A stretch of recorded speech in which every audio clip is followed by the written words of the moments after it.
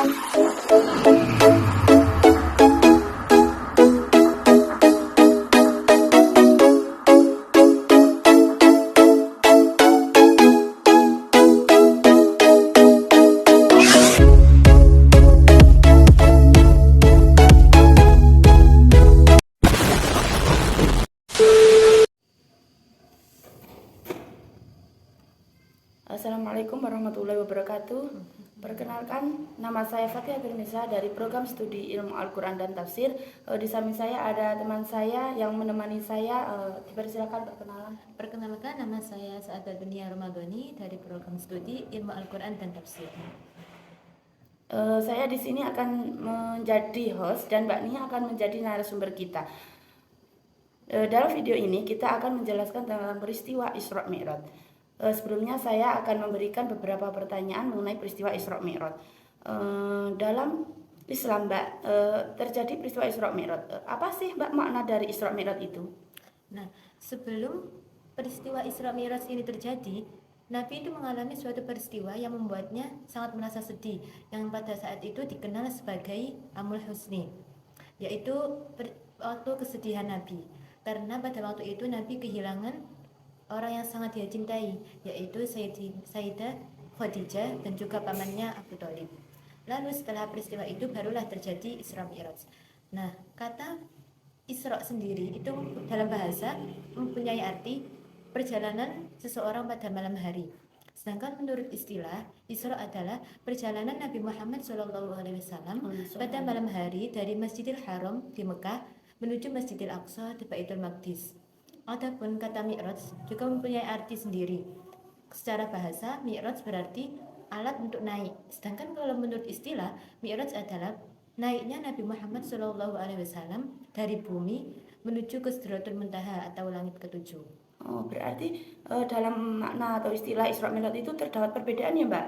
Iya, makna Isra sendiri itu mempunyai arti, kemudian kata Mi'raj juga mempunyai arti. Tapi kalau digabungkan, pengertian dari Isra Mi'raj adalah perjalanan Nabi Muhammad SAW pada malam hari dari Masjidil Haram di Mekah menuju Masjidil Aqsa di Baitul Maqdis atau Palestina, kemudian naik sampai ke Sidratul Muntaha atau langit ketujuh. Di dalam Al-Quran juga menjelaskan mengenai peristiwa Isra Mi'raj, yaitu terdapat dalam Al-Quran surat Al-Isra ayat 1 yang artinya Maha suci Allah yang telah memperjalankan hambanya pada suatu malam dari Masjidil Haram ke Masjidil Aqsa yang kami berkahi sekelilingnya agar kami perlihatkan kepadanya tanda-tanda kebesaran kami. Sesungguhnya dia maha mendengar lagi maha mengetahui. Nah, kemudian peristiwa ini seutuhnya dikenal menjadi perjalanan Isra Mi'raj. Terus kapan sih, Mbak, waktu terjadinya peristiwa Isra Mi'raj itu?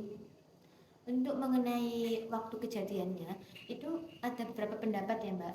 Jadi ulama itu mempunyai ikhtilaf.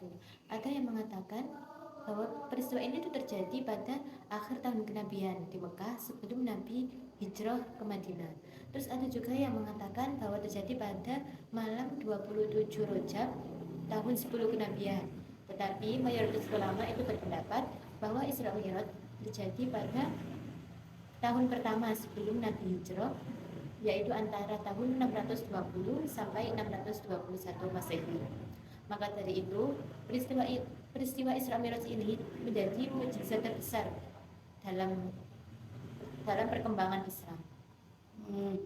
Mengapa sih, Mbak, bisa dibilang sebagai mukjizat terbesar bagi Rasulullah SAW? Karena dari Isra Mi'raj sendiri itu sudah merupakan mukjizat ya, Mbak. Karena kan awal terjadi peristiwa ini kan bukan kehendak manusia, maksudnya kan semua ini udah kehendaknya Allah, sudah iradatnya. Jadi awal mulai perjalanannya itu kan Allah yang perjalankan Nabi Muhammad gitu. Dan juga perjalanannya itu hanya dalam waktu satu malam. Nah, coba bayangkan, maksudnya di zaman sekarang kalau kita pergi ke luar negeri, gak mungkin kan hanya dalam waktu semalam saja kan, Mbak. Maka dari itu ini tuh peristiwa ini tuh sudah merupakan mukjizat. Terus juga pada Isra Mi'raj ini Nabi hanya mengendarai buruk, yang katanya buruk itu jalannya itu sangat cepat. Terus juga dipimpin oleh malaikat Jibril. Nah, dalam peristiwa ini juga ada kejadian-kejadian luar biasa. Bahkan sebelum Nabi itu sempat singgah di Masjidil Aqsa, Nabi itu juga sempat singgah di beberapa tempat. Yang pertama yaitu di kota Yatsrib, yaitu tempat Nabi hijrah. Yang kedua, sempat singgah di dekat pohon kayu, tempat Nabi Musa menerima wahyu. Terus yang ketiga, singgah di Bethlehem, yaitu tempat Nabi Isa dilahirkan. Setelah Nabi sampai di Baitul Maqdis, Nabi melakukan sholat berjamaah bersama dengan arwah nabi-nabi terdahulu. Kemudian pada malam harinya, beliau dimi'rajkan menuju ke langit dunia. Nah, dari mulai langit pertama sampai langit ketujuh, Nabi itu bertemu dengan para nabi, dan mereka semua mengakui kenabiannya. Bahkan Nabi juga sempat diperlihatkan oleh Allah orang-orang yang syuhada itu di sebelah kanan dan orang-orang yang sengsara di sebelah kirinya beliau. Kemudian juga Nabi melihat ada dua sungai, yaitu sungai Nil dan juga sungai Eufrat. Terus apa sih Mbak hikmah atau ibrah dari peristiwa Isra Mi'raj tersebut? Untuk hikmah atau pelajaran yang dapat kita ambil dari peristiwa ini tuh ada banyak sekali ya Mbak. Yang pertama itu tentang kewajiban sholat. Kan dalam peristiwa ini Nabi diutus untuk, Allah memerintahkan Nabi untuk melakukan sholat ya. Yang awalnya sholatnya itu disuruh untuk melakukan 50 kali waktu, kemudian diringankan menjadi 10, terus setelah 10 diringankan lagi menjadi 5. Nah, 5 waktu sholat itu menjadi kewajiban bagi umat muslim untuk melakukannya. Terus yang kedua, yaitu dengan peristiwa ini bisa meningkatkan keimanan dan keyakinan kita terhadap Allah Subhanahu wa taala dengan mengetahui tanda-tanda kebesarannya. Kan tadi di peristiwa udah banyak sekali ya kejadian-kejadian yang luar biasa. Nah, dengan adanya itu umat muslim itu semakin yakin gitu akan kebenaran dari Allah. Terus yang ketiga, supaya kita mengetahui bahwa setelah kesulitan itu pasti ada kemudahan.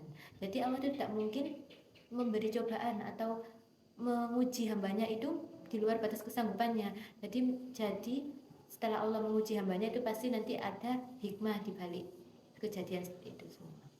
Terima kasih Mbak Nia atas semua jawabannya dan penjelasannya. Terima kasih juga sudah menonton video kami. Semoga bisa menambah wawasan Anda semua, dan apabila ada tutur kata yang berkenan di hati Anda sekalian, mohon untuk dimaafkan. Kita tutup. Wassalamualaikum warahmatullahi wabarakatuh.